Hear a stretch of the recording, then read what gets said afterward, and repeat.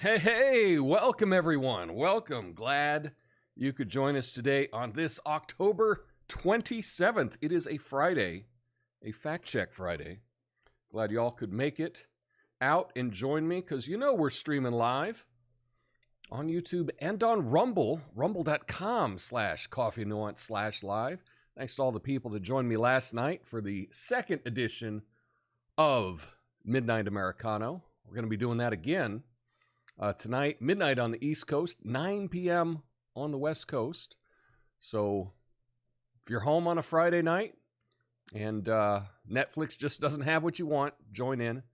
Come join in the fun. Anyway, yeah, we got a good show for you today.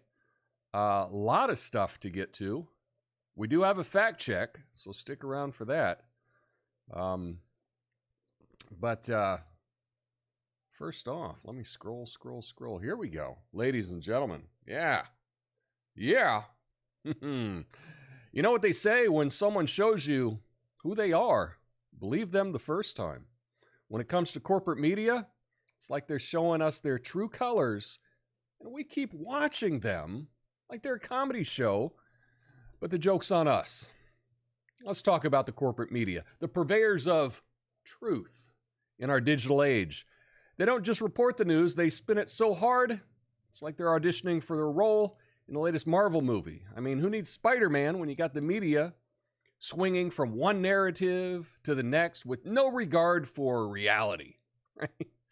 Remember the 2016 election? Oh, it was a real show, folks. The corporate media had their favorites, and they weren't subtle about it. It was like a cheerleading competition where the judges were also the coaches, and they wanted to make sure their team won.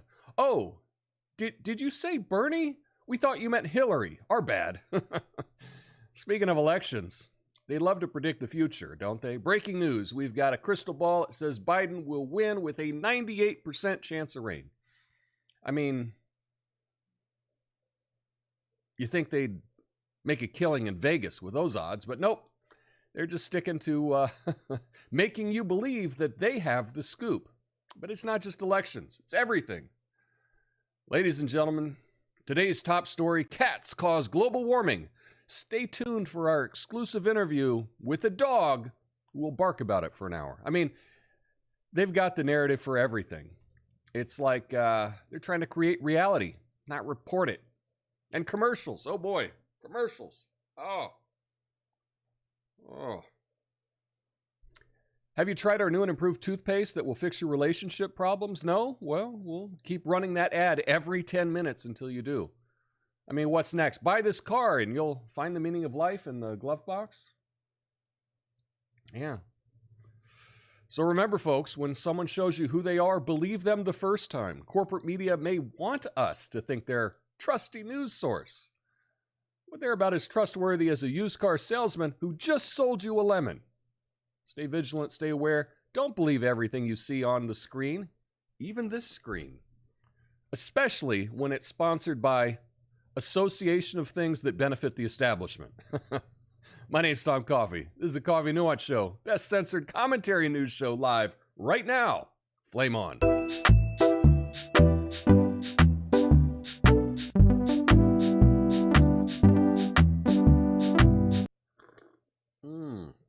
Yeah, and I see Not My Problem was over there. Let's Rumble.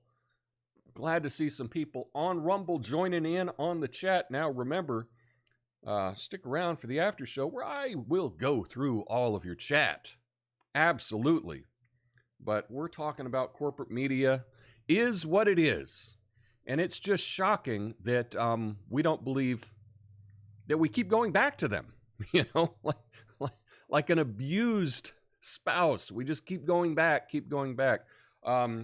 Just for everybody that pays attention to everything, you're like, Tom, your coffee mug is much smaller today than it normally is. Yes. For some reason, dishwashers now, I don't know, they take at least an hour and a half to run a cycle? What the hell is up with that? Yeah, my big coffee mug, nice big one, is still in the dishwasher, so I'm using my Haystack Rock from the Oregon Coast coffee mug. Yes, this is a regular size coffee mug. So if you thought my other mug was a regular size coffee mug, you're seeing, oh wow, Tom seems to be a giant. No, this is a regular size coffee mug. Usually I like a nice big double, a double for doing this show. So, yeah, I don't even know why I shared that. That's silly. But anyway, yeah, corporate media, as in the graphic up here, there's only 6 media groups, and they run all the corporate news. And we keep going back to them, no matter how many times they lie to us. But the quote that I gave you at the beginning, when someone shows you who they really are, believe them the first time. That's Maya Angelou.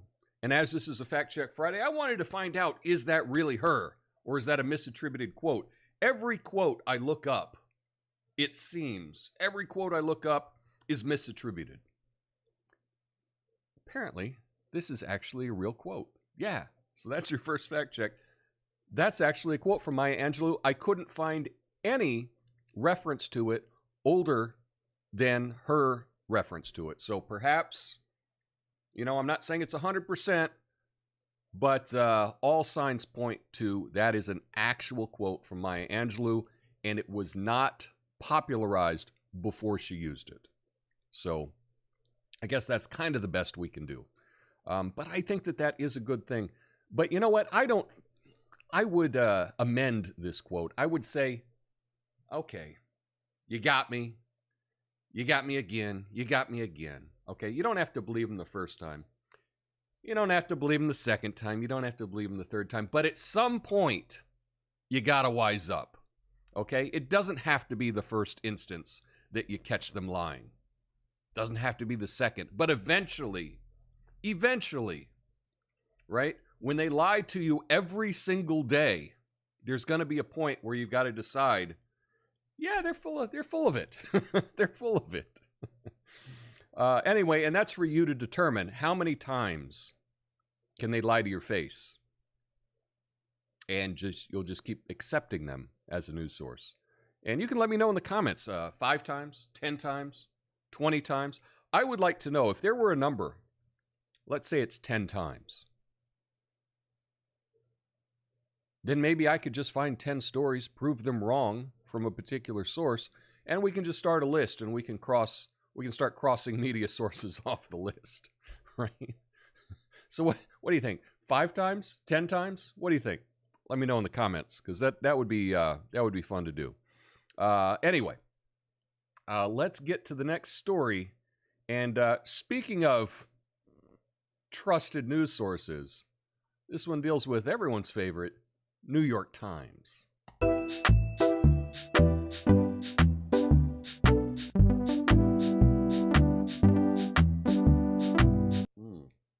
Hey, have you heard the news? Probably not, but the New York Times is hiring a senior editor for AI. I mean, honestly, will we even notice the difference? The New York Times writers have been robotically churning out establishment-approved news for years, right? But yeah, here's the news. New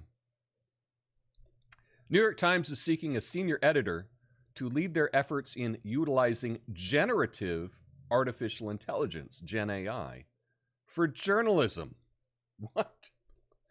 The initiative aims to incorporate AI in both reader-faced and internal newsroom applications. The job responsibilities include setting a vision for Gen AI usage, working on strategy, managing a team of journalists and technologists, assessing and prioritizing Gen AI ideas, overseeing experimentation.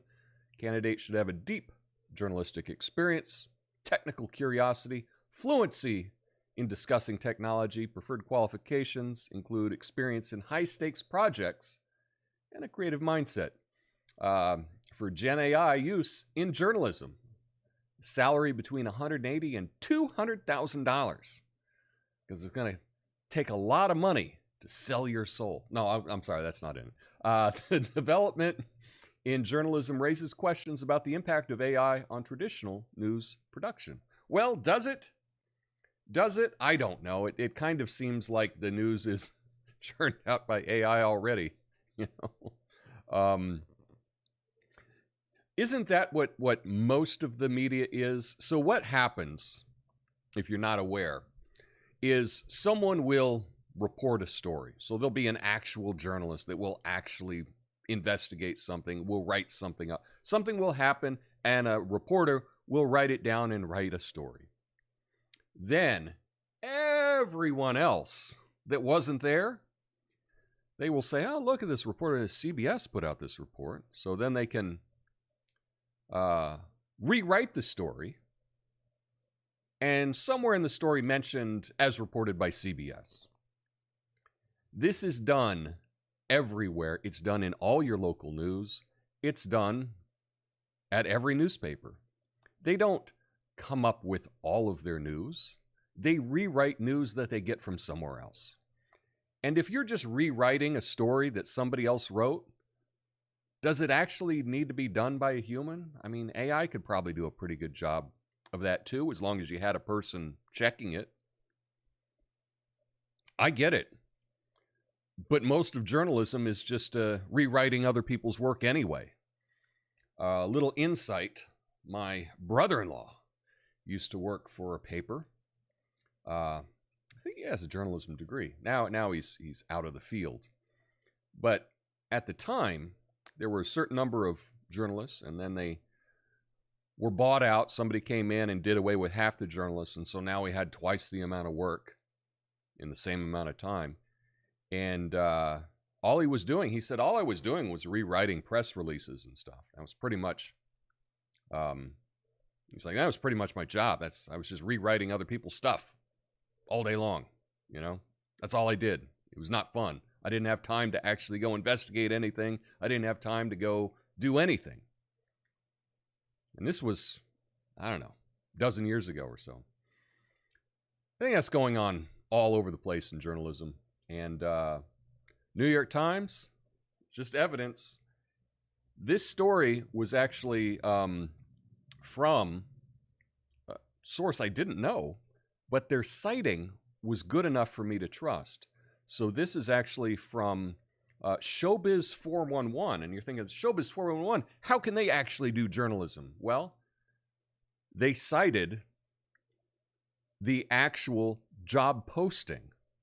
I was like, oh, okay, well, let me check out the job posting. And indeed, that was the job posting. They did a good job of writing up what was in the job posting that the New York Times posted. So Showbiz 411 actually did some good journalism there. So kudos to them.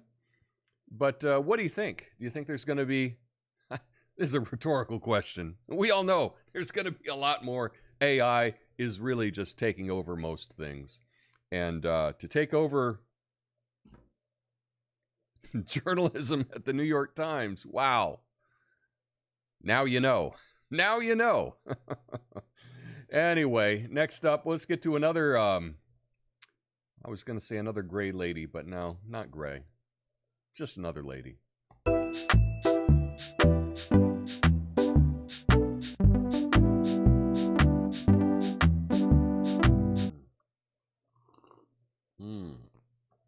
Oh, yeah. You know, folks, Taylor Swift has become a billionaire with a B.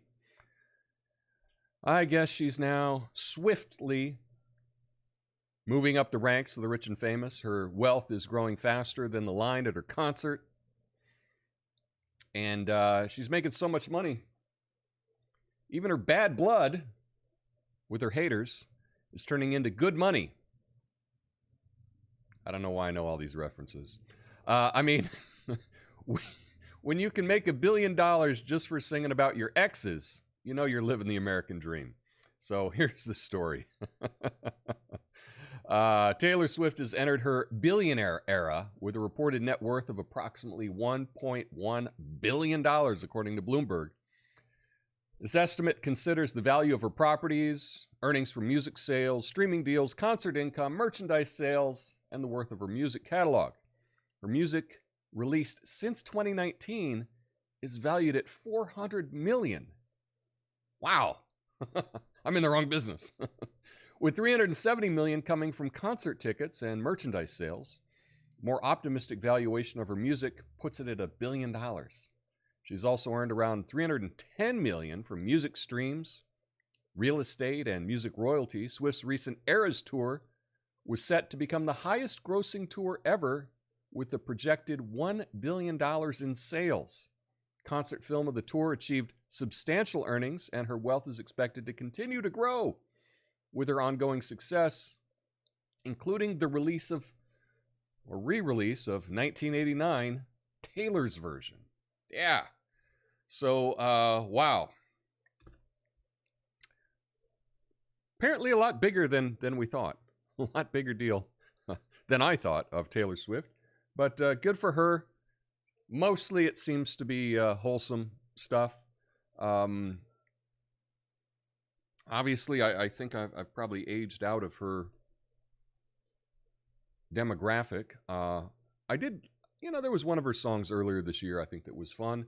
And then there was one that was totally pandering.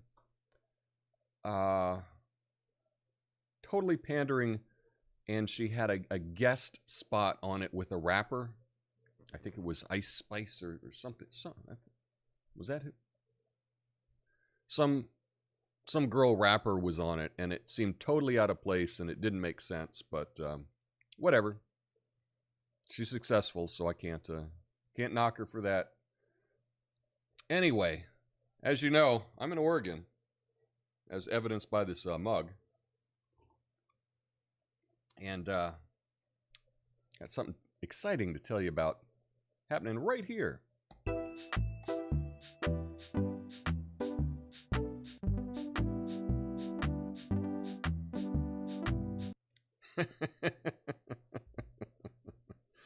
Oh, so Portland's tax plan to fund homeless services is really hitting the jackpot. They're expecting $1 billion extra, and guess what?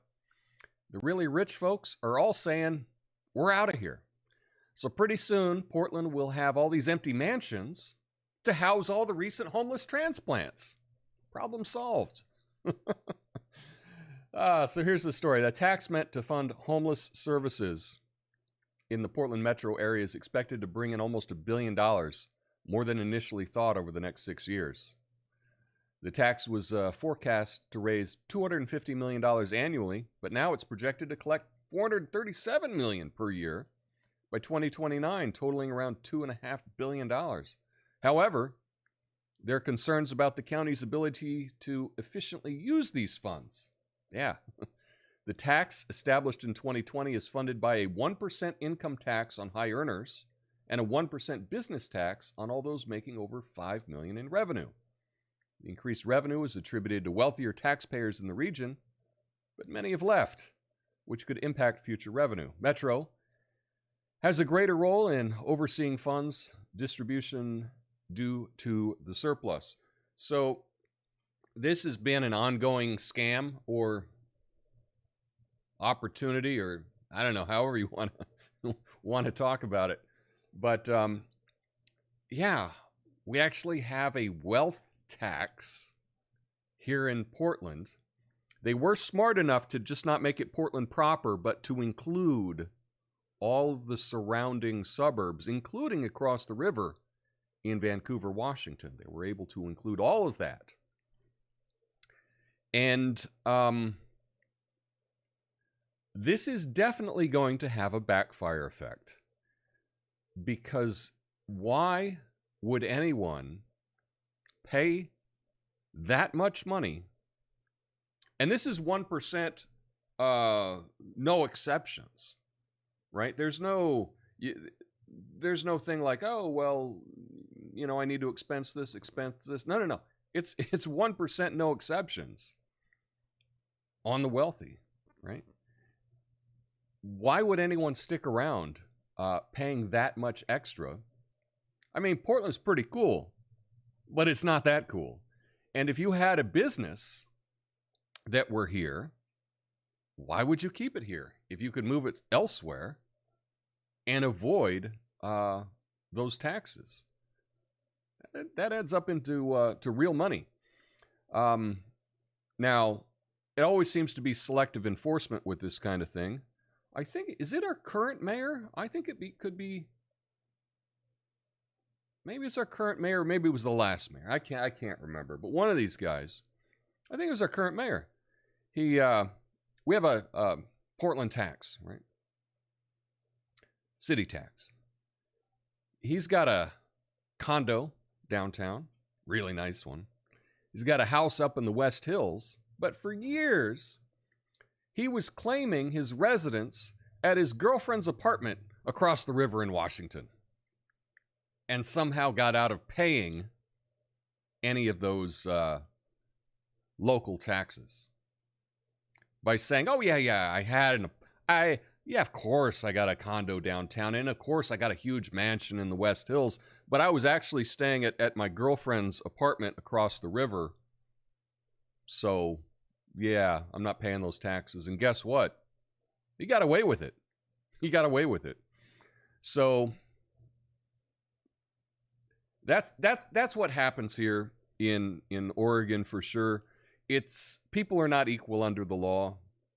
We see this over and over and over again.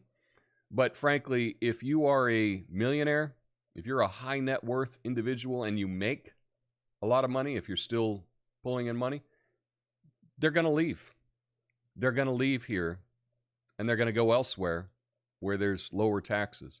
This kind of thing only works if you can make it like nationwide or something. Otherwise, it doesn't work. And here's my simple explanation for this. If you say, yeah, I'm going to secure, well, let's just say, I'm going to secure this warehouse. And you go, oh, really? You're going to secure the warehouse? How are you going to do that? And you say, well, I got a fence, and it goes along one side of the property. So that's going to keep everybody out. No, it's not. No, it's not. In the same way, if you can just move your business across the state line, just move over to Idaho. I hear Boise's really nice, right? It doesn't mean that you still can't have a property here. If you like Portland, you can still come back and visit if you're rich. You can come back all the time, but you're just going to move your main residence out of the state, and you're going to take all those tax dollars with you. So, yeah. And I have seen this cycle that Oregon really kind of, we became a magnet for addicts, because in the same way, it's like Oregon, all drugs are decriminalized. Now, currently, I think they've said that they're not allowing you to do it in public in Portland, but they're not enforcing that at all. But Oregon is the only state, and Portland is the only big city that's decriminalized all drugs. Well, what do you think is going to happen? Right? If you want to do drugs, move to Portland. And in the same way, if you don't want to pay a bunch of extra taxes, you leave Portland. So here's the incentives. If you're a poor drug addict, please come here. And if you're a rich person that makes lots of money, you're going to want to leave. How about that for incentives? What do you think the result is going to be? I think we know. Yeah. Anyway, it is a Friday. It is a Fact Check Friday, so let's get to it, shall we?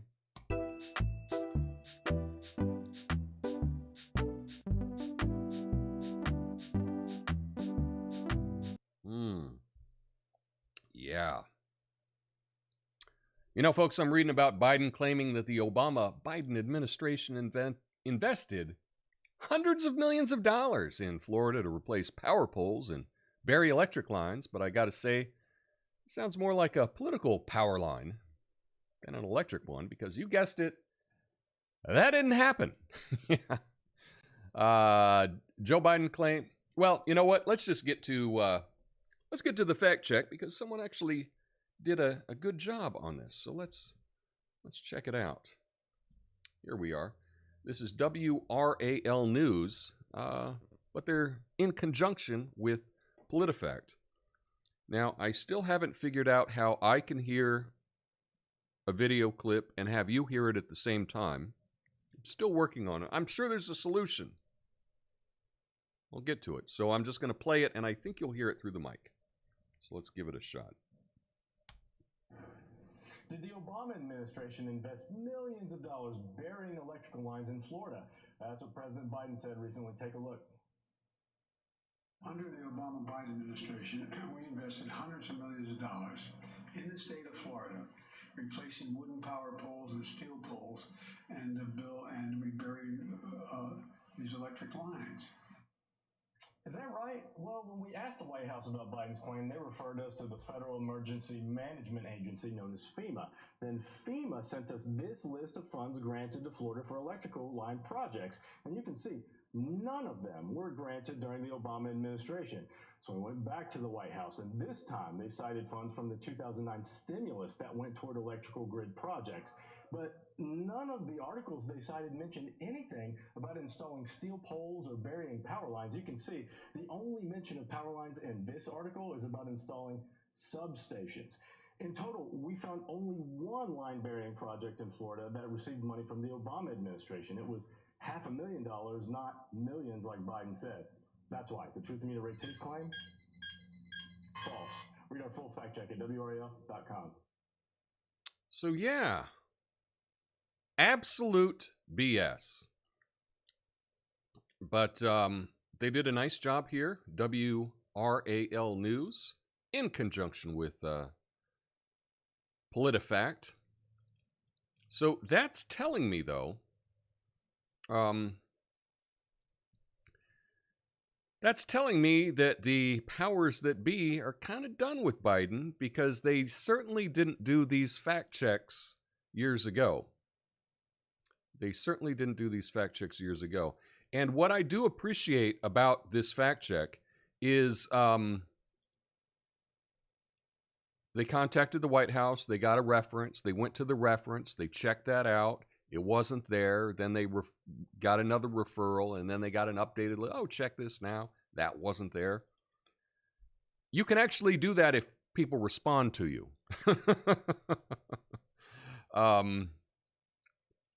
You know, perhaps I need to make up my own news organization, so when I contact someone and I'm with, you know, I could say I'm with C&N, and perhaps they'd get back to me. Just slur it together. Hey, Tom Coffey is CNN. I'm trying to get a check on this.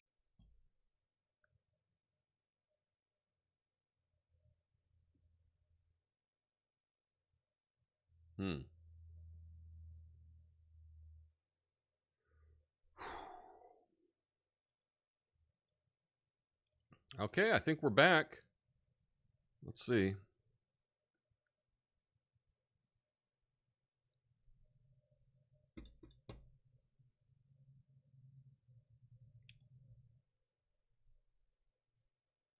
I think we're back. Sorry about that. Not sure. Don't know what the heck happened. That's never happened before. Okay, yeah, we're back live. I see we're on YouTube and Rumble, and we're back up. Not sure what happened there, but OBS, that's my streaming software, crashed. So perhaps I need to do the thing where I turn everything off and turn it all back on again. I should probably do that right before I go live. But live and learn. Live and learn. So anyway, just to recap, what I really liked about that is they were able to contact the White House and actually get a reply. Yeah. So that's what they found out. That's what they found out. But yeah, we're back, and yeah, CNN. Just say it quickly. You know, Coffee and Nuance. CNN. CNN. I don't know. Maybe I could give that a try, because I would love it if I could actually get a response. You know, a lot of times when I've done fact checks in the past, I will just tweet at, you know, the senator or whoever, their office, congressperson, asking for a comment or asking about something, and it's never acknowledged at all. I can even get in their Twitter feed and respond directly to them, but I never get a response. So I do need to figure out if there's a way that I can, you know, I would love it if I could call the White House and get a response. I don't think that's going to happen, but you know what? That's going to be a goal. That will be a goal for me. But just to recap here, Biden made a claim that the Obama-Biden administration invested hundreds of millions of dollars in Florida to replace wooden electrical poles. They had a big storm, and he was bragging about how it would have been so much worse had it not been for, you know, the hundreds of millions of dollars they invested in Florida there. Well, turns out none of that was true. So, but, you know, that's the thing with Biden. And we've known, or I've known this at least forever. He just straight up lies about everything. He just flat out lies. And, you know, you may think, oh, what about Trump? What about Trump? Forget, I'm not talking about Trump. I'm saying Biden lies. I don't know if he can speak at a microphone without lying. I don't know if it's possible. I've never seen him do it. Perhaps. But he just flat out lies. Now, Trump, on the other hand, he exaggerates the hell out of everything. And if you take Trump literally, I don't know why anyone would ever take Trump literally, because he's, you know, the most famous salesman in the history of mankind, and he exaggerates the hell out of everything, right? So you should never take what Trump says literally, and but there's usually a kernel of truth in it. Yeah. Anyway, we got something going on. Are you watching anything good streaming? Let's talk about what Netflix is up to.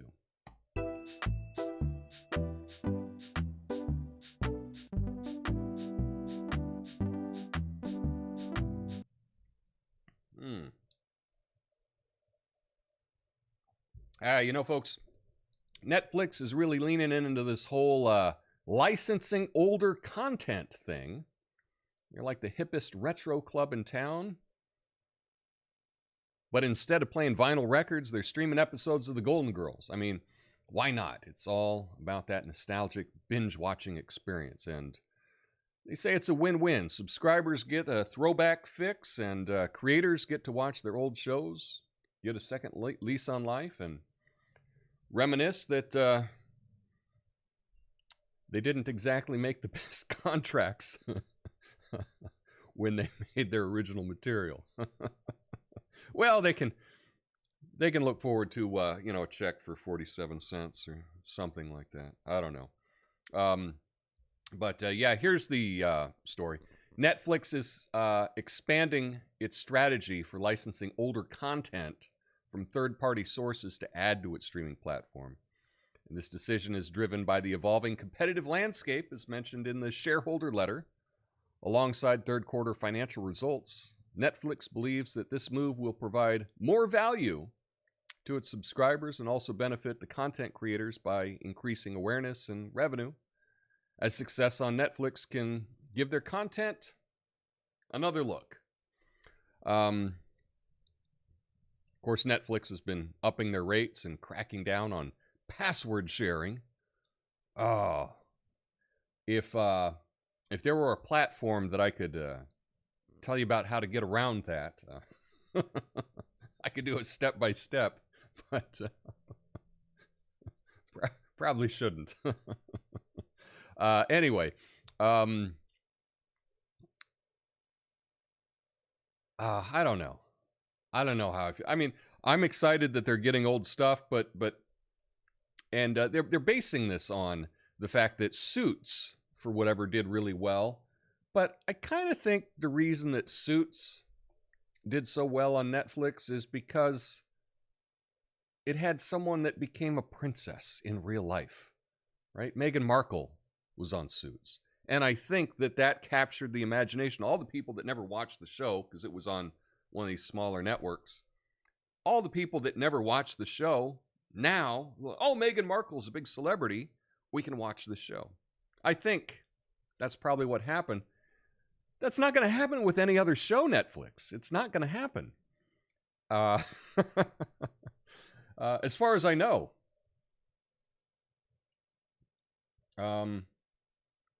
Yeah, indeed. Thank you for that, Jesse. I appreciate that. Yeah, both feeds cut for a while. I don't know what the hell happened, but again, it's the first time for everything. Technology. As much as we rail against technology, it's pretty damn amazing.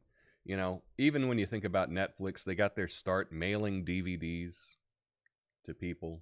And now, people got this. You can stream thousands of different shows on your TV and on your phone and, wherever you are, you can watch Netflix. So that's pretty amazing. And yeah, you know what? Sometimes the Wi-Fi goes out and sometimes things crash and sometimes you got to reload things. But wow, when I think back to how I had to watch a movie when I was a teenager, all right, first of all, cable TV, I know it's expensive now. It was really expensive in the 80s.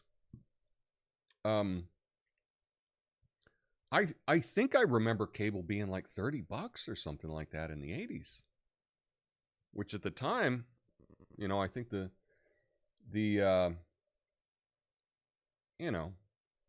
minimum wage was like $2.35 or something, right? So yeah, I didn't have cable growing up at all, and we would I'd have to go rent a VHS tape, and that was like $3 just for one videotape. And then eventually, they got cheaper. Some of the supermarkets had it for 99 cents or something. You could go and rent a videotape. And that's just watching one bad show. And you had to go to the store. You had to pick it out. You had to get it. You had to bring it back. Watching it on a 13-inch in mono, right? But that's what you did. And now you can go to Goodwill and find, bigger TVs, more clear for, $20-$30. It's amazing. So it's an incredible time that we live in. We knock technology, but in the end, pretty damn cool time to be alive. Anyway, let's see. Last up, we gotta end on some good news. And speaking of movies, this is a good one.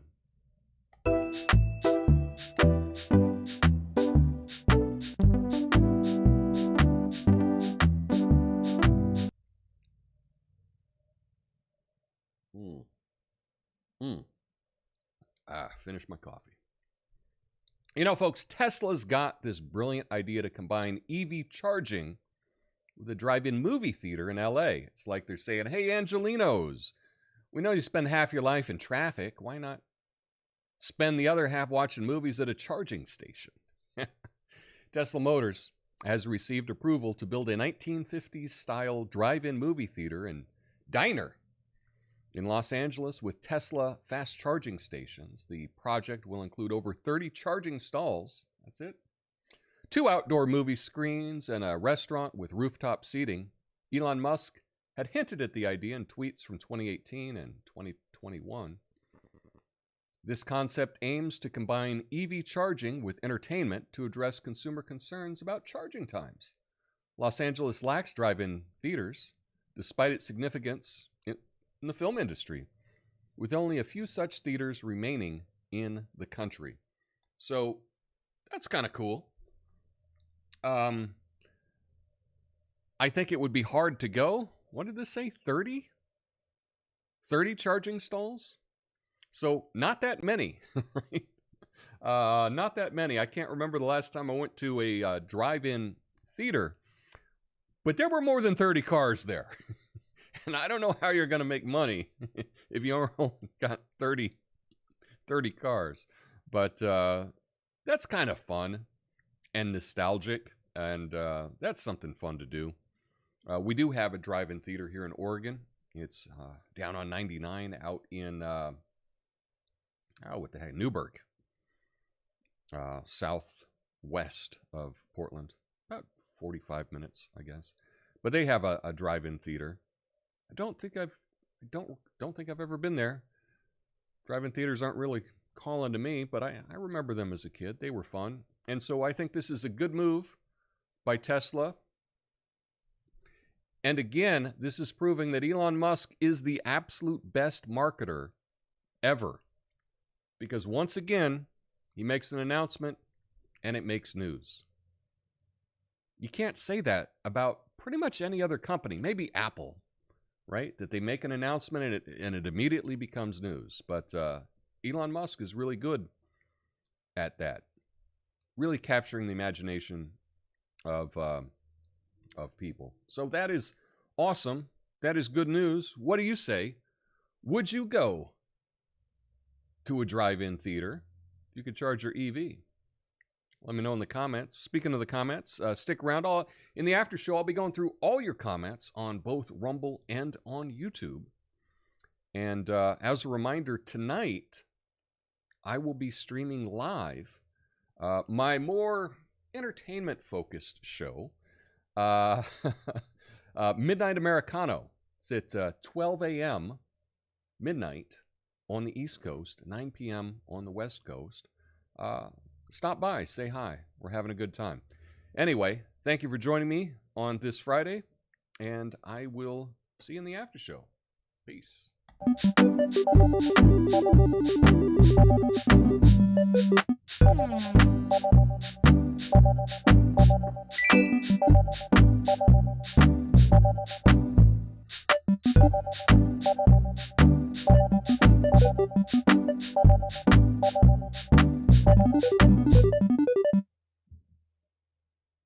Yeah. Thanks for sticking with me. Thanks for sticking through that streaming accident. I guess we'll call that an accident. What's up, Lucid? What's up, Natasha? Erie Fairy says, I fell asleep way early last night again and missed it. Hopefully I'll make it tonight. LOL. Yeah, if you can make it, that'd be cool. If not, I understand. Honestly, I'd probably rather sleep. Natasha says, I think I fell asleep to Tom last night. Oh, well, I tried. Yeah, that's cool. Hey, you know what? You can do that. You can actually just put me on and go to sleep. I'll get the watch time, right? They've been coming for our pets for a while. Paws off my fur babies. Yeah. Doing journalism just means plagiarism, huh? Well, if you rewrite it, it's not really plagiarism, technically, right? But you should always cite your sources. That's important. You know, that's what you learned as a kid when you were doing your what do we call that? The report. You know, you'd type up your report. I forget what that was called. But, you know, you would have your page of citations, and you always had to mark your citations. So that is important. In fact, that's something to think about in journalism. It's really interesting. Read any news story, and they will kind of point you to where they got it from. So if it's a local thing, they'll say, I was reported by AP. So go to AP and search for that story. And then in the AP, it may actually cite a different source. And you can just go a couple of jumps and find the original reporting on a story. I find that that is a way to really know what was meant. Go to the original source. The original source could be the New York Times. The original source could be just a local journalist. But you can, if you read the story, you're going to be able to find, oh, who are they quoting? Okay, let me go back to that. Let me go back to that. You go to the original source. It's not always the same story.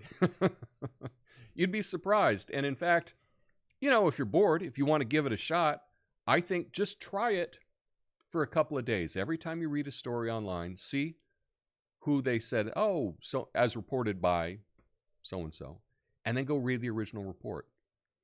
And once you do that a couple of times, you do find out that there are some news media companies that don't do any reporting at all.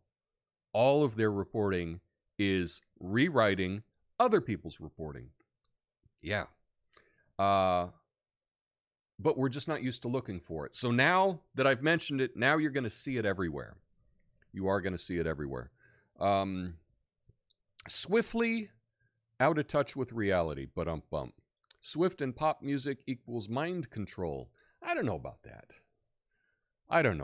You know, I think a lot of Taylor Swift's music, to me, seems more wholesome than most pop music that's put out. And so I'm not going to knock it. I think that's kind of fun. Natasha says, I had a bad dream that I went to one of her concerts, but the dream was all pre-concert seat swapping. Thank goodness I woke up before the concert started. Wow. I don't know what's happening in your life that's what you're dreaming about. Yeah.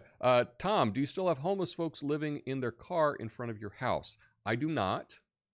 They're gone. And I don't think I've ever addressed this. What happened here?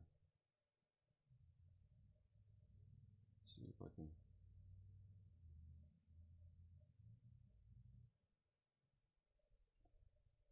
Not sure what I did. But yes, there was someone that was living in front of my house in their car. And this summer, there was a news report that someone had gone into the Good Samaritan Hospital in Northwest Portland and had shot a security guard. And then they chased him, eventually found him in Gresham, which is in east of Portland, at an intersection. And the police there shot him dead. And the following day, they put this guy's, they released this guy's photo, and I recognized him immediately. Yeah. And he was the guy that was living in front of my house. Now, he was living in front of my house like January and February of 2021. That's when he was living there in his car.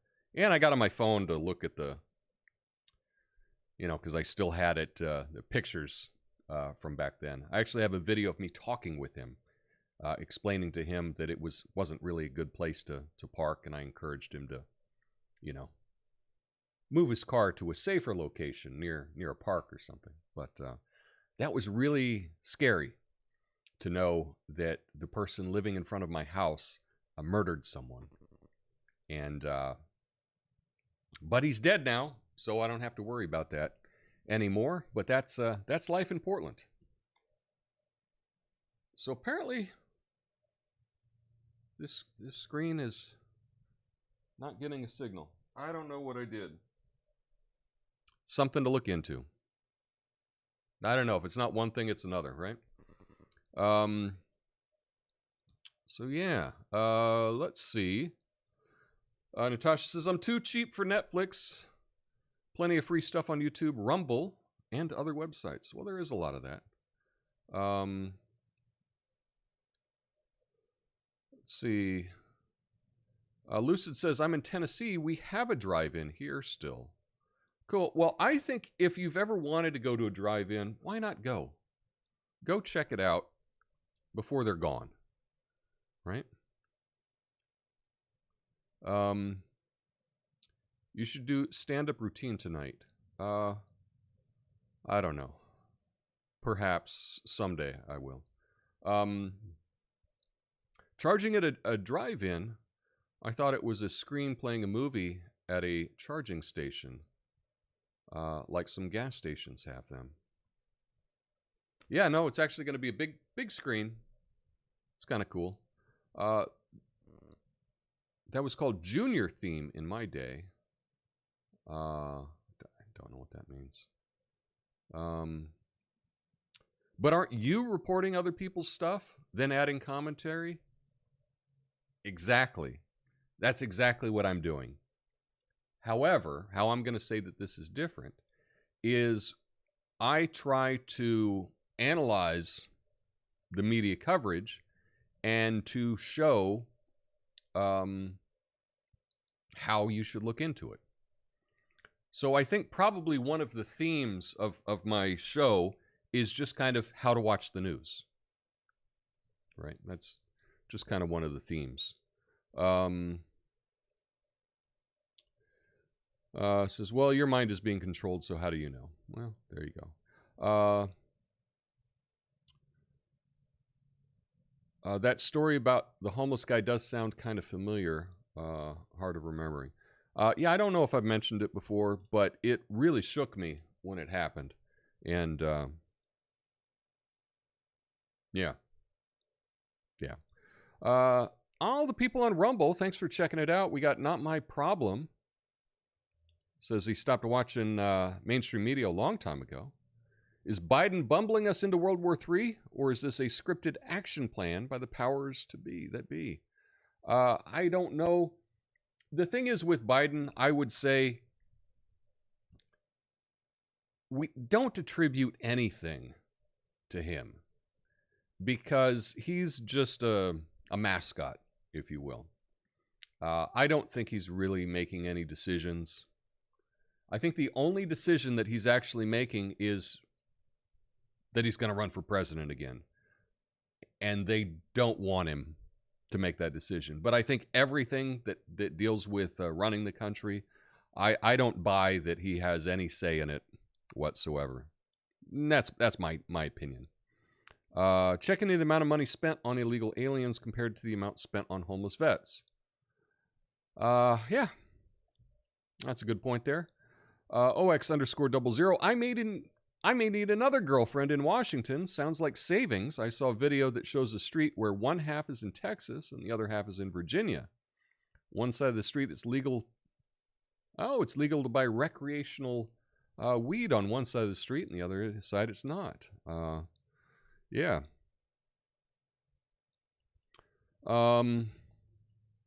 Yep. I froze.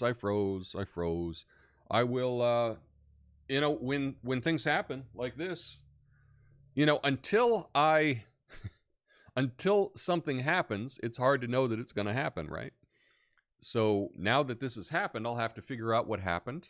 Now that I had the freeze, I'll have to figure out, is there anything I did? Is there something that I could do to make it better next time? But it's never happened before. So the thing is, how many times is it going to happen before I learn? I'm trying to make it, this will be the only time. And that's what I encourage you to do as well. Going back to the theme, when someone shows you who they are, believe them the first time. And if a problem shows you that they're a problem, learn how to fix it the first time. I don't know, that wasn't great, but yeah. Not My Problem says, my ex is into Suits. I think, I believe I watched the first season of Suits. I didn't stick with it, but, it was entertaining. Interesting premise. But, I don't know, it didn't hold me. A lot of those shows, I kind of wish, I don't know. I just wish it was a set length and you could watch the whole thing and just be done with it. Because I don't want to be a completionist. One of these people that has to watch every single thing. If they get into something, they have to see them all. Like, I don't want to be that person. I just want to do what I do, right? So if there's a show I like and I watch one season, it's good enough. Well, that's good for me. I don't have to watch anymore. I can go back if I want, but I don't have to. It's the same thing with music, right? You get into a band. I don't want to be one of those people that has to go through their entire catalog because then it's going to make it such a task to then get a new favorite band, or even check out a new band. It's like, oh, they got 10 albums? No, I won't even listen to them then. You know, it's like Taylor Swift. I've never listened to one of her albums before. But if I were one of those people that was a completionist, it'd be like, okay, well, if I listen to this album, I got to listen to 8 other albums or however many she has. That's too much work. That's too much Taylor. Let's see. Had cable back in the 80s, mainly watched C-SPAN. That's when I figured out how much mainstream media was lying. Yeah, C-SPAN. I think you can get C-SPAN now free online on the internet. Actually, I know you can. Yeah, they have a YouTube channel. I don't know if everything is broadcast on that or not. But yeah, we love the drive-ins back in high school. I like the drive-ins too. Yeah. Oh, that's good. Thank you for bringing that up, Natasha. A completionist, it's the sunk cost fallacy. That is, there's a corollary there with the sunk cost fallacy and being a completionist. Thank you for bringing that up. That's good.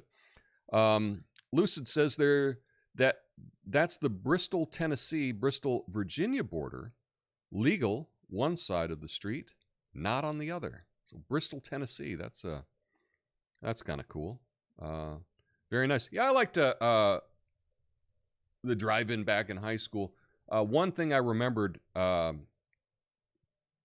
before I turned 18, I moved to Europe. But I wanted to celebrate my birthday, even though it hadn't happened yet. And so I got a bunch of buddies, and we went to the drive-in theater.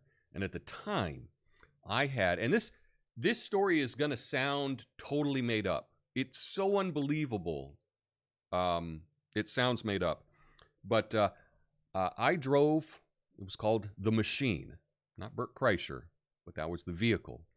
And it was a 1971 Grand Fury. You can Google it, right?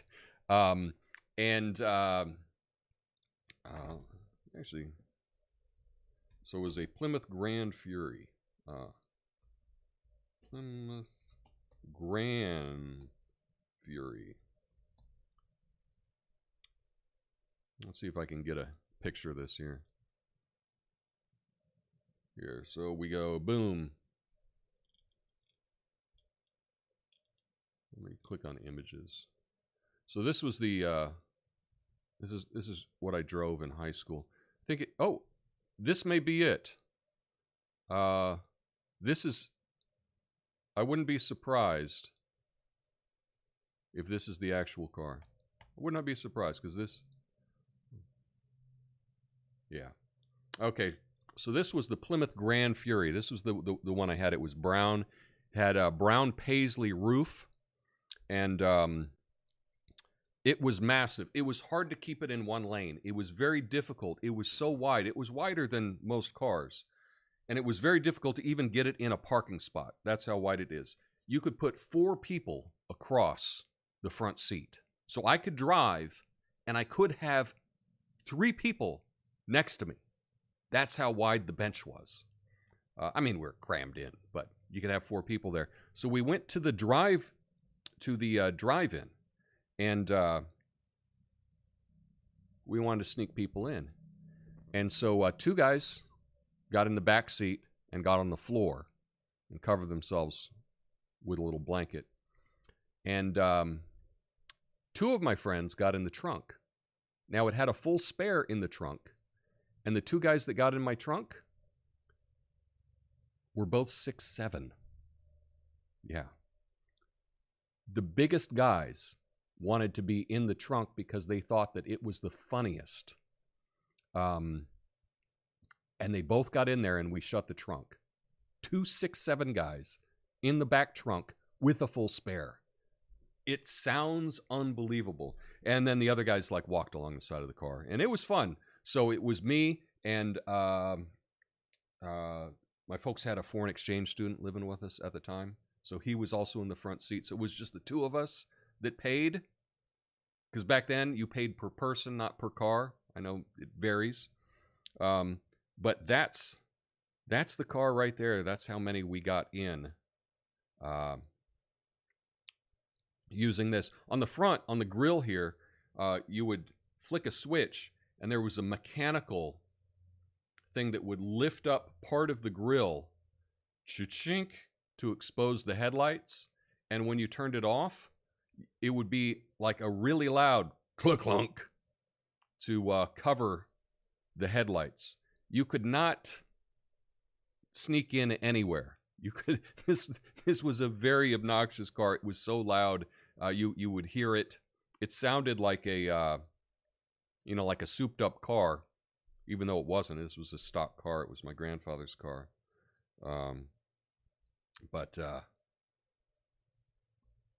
Yeah, that's what I drove at 17, and worked really well at the drive-ins.